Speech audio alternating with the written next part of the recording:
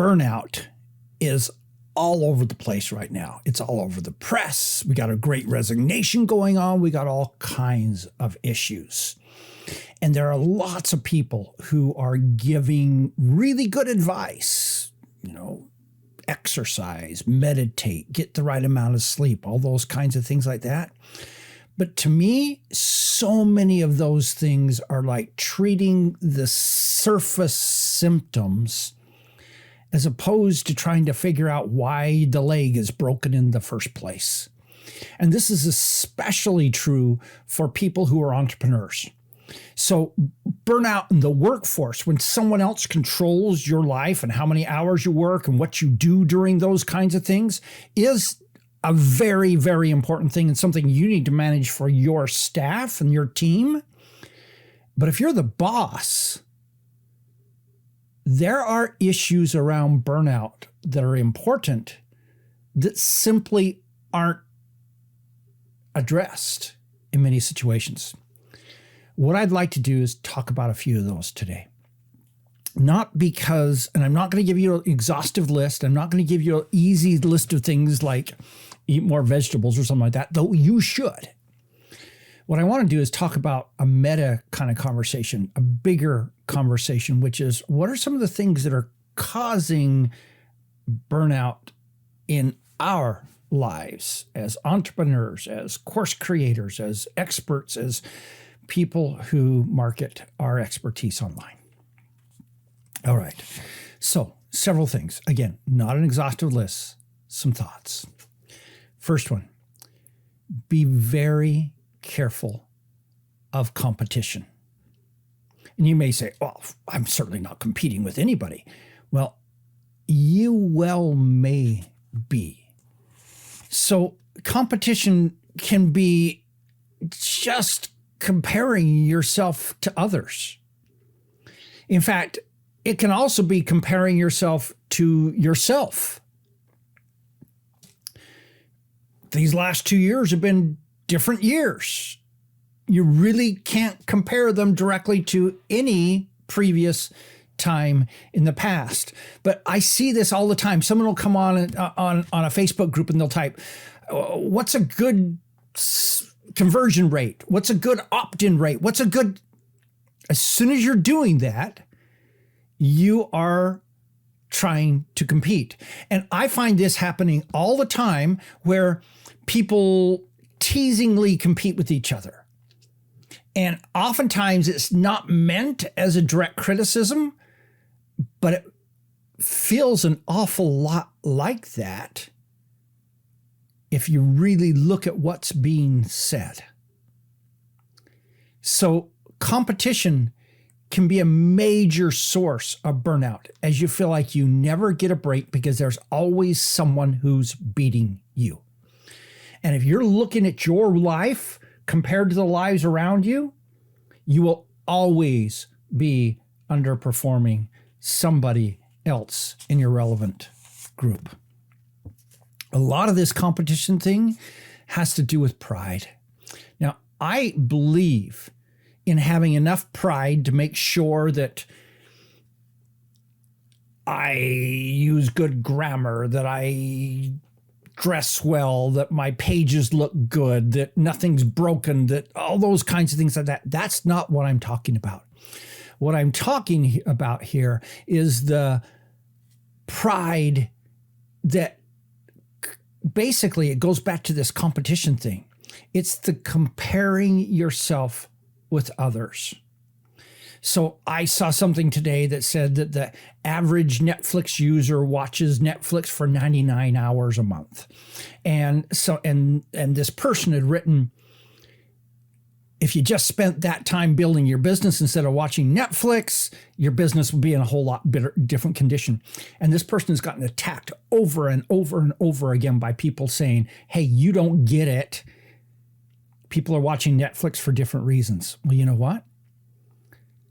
You could make a really good argument on both sides of that equation. And a lot of that comes down to pride.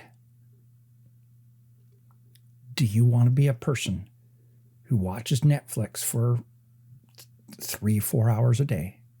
Do you want to be a person who spends that time building your business? Do you want to be a person who compares your time you watch Netflix with other people to normalize that? All of those aspects are part of that discussion. Next, there is no such thing as a balanced life. You will never achieve a truly balanced life. There will always be something that you could or should, again, competition, pride thing, should be spending more time on. All you can do is choose what areas you are going to sacrifice so that you can spend more time and effort on other areas. The balance is not, hey, I'm going to spend equal time with this and this and this. The balance is, what's important to me? What are my priorities? And how can I spend more of my time and other resources there? In that process, we need to recognize life's not fair. There are people who have a lot more of whatever it is that we're lacking, whether it's money, whether it's time, whether it's health, whether it's family situation, whatever that is. And it all comes down to this concept of priorities. And I think personally, this is really what I want to talk about. So there are two messages I'd like you to get out of this. The first one is this concept of competition and pride. The second one is priorities. That our priorities have a great deal to do with how burned out we are. Basically, what it comes down to is this question. In my priorities, how do I judge success? What do I use to determine whether I am being successful or not? That's the priorities. Because out of the 40 or 50 or 150 or 20 or whatever number of different aspects that you can use to judge success, which one do you put at the top of the list? Which 5 do you put at the top of the list? And the real question comes down to, is that thing that you put at the top of the list, or those 5 things, really what you want? Or is it something that the competition and the pride of the world is telling you you should have? I drive a Toyota. I will never drive a Mercedes. Why? Because to me, visually appearing to be wealthy is not important. And it's certainly not worth an extra $40,000 to have a few less bumps as I drive. And then the next question. So the first question was this one. Is that really what you want? And the next question is, of those priorities, could I be happier with less of X? Whatever that X is. With less money, with a Toyota as opposed to a Mercedes, with less time doing this, more time doing that, whatever that is. Could I be happier if I had less of something? And what would make me happier and more fulfilled? So I find it really, really interesting that we have told the world that the important things are money, career, prestige, power. And the least important things are family, service, faith. And so what we end up doing is we spend our time between 20 and 40 working on money, career, and everything. Yet what we find consistently as people are dying, they say the most important things in their life are family, faith, service, love, those things. What we've done is we take decades out of people's lives to work on something that is not what they want in the end.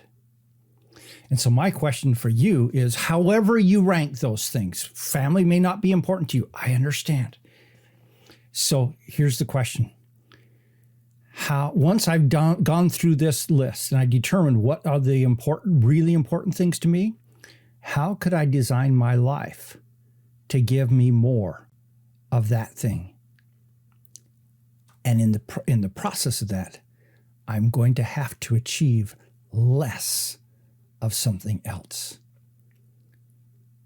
My encouragement to you is to logically think that through so that you make that decision in a way that 20 years from now, you're going to be happy about it.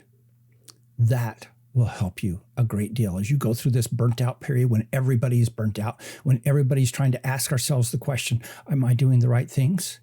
Make sure in the end, the answer you come up with right now actually is the right thing for you. What's your thoughts on this? Let me know in the comments. This is Don Crowther saying, just go do this stuff.